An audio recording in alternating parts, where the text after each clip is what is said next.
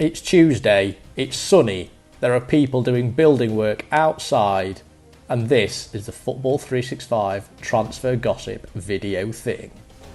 We start today with news on Romelu Lukaku, who seems to be one of these select bunch of strikers who are going for £100 million and no one wants to spend that much, basically. Another one of those is Erling Haaland, who Chelsea have been chasing for months now, but they seem to have decided that I think it's around £150 million Borussia Dortmund want. It's too much for them, especially when Haaland's release clause will come into effect and almost drop that by £100 million next summer. So Chelsea have instead moved on to Romelu Lukaku. Their former striker obviously didn't hit the heights that he could have at Stamford Bridge, left for Everton and then Manchester United, now at Inter Milan, who have reportedly rejected a bid from Chelsea of £86 million plus Marcus Alonso, which is essentially just £86 million. The Sun say, and the Daily Mail both say, that Inter would want something closer to a nine-figure sum. It seems unlikely that Chelsea are going to be able to afford that, but you never know. They've got the Champions League under the belt and they've got plenty of money left. They've not really signed anyone this summer so far. They're after Jules Koundé still from Sevilla. So we'll see what happens on that front. Of course, in saying that Chelsea have not really signed anyone so far this summer, we do have to apologise to Marcus Bettinelli, who will presumably be battling for the number one shirt with Edouard Mendy and Kepa this season. But aside from that, yeah, Chelsea do need to start raising money through player sales, it seems. They've got 11 players made available for transfer, according to the Daily Telegraph. That includes Tammy Abraham, who is interesting Aston Villa, who might start reinvesting some of the supposed Jack Grealish money that might be coming in.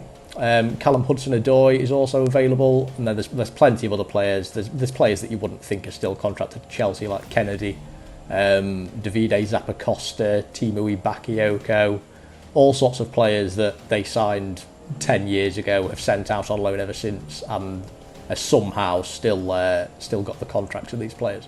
So yeah, Chelsea could hope to raise a fair bit of money, especially for Abraham. He'd probably cost £30 to £40 million if Aston Villa want to kind of follow up on that interest. West Ham have been linked as well.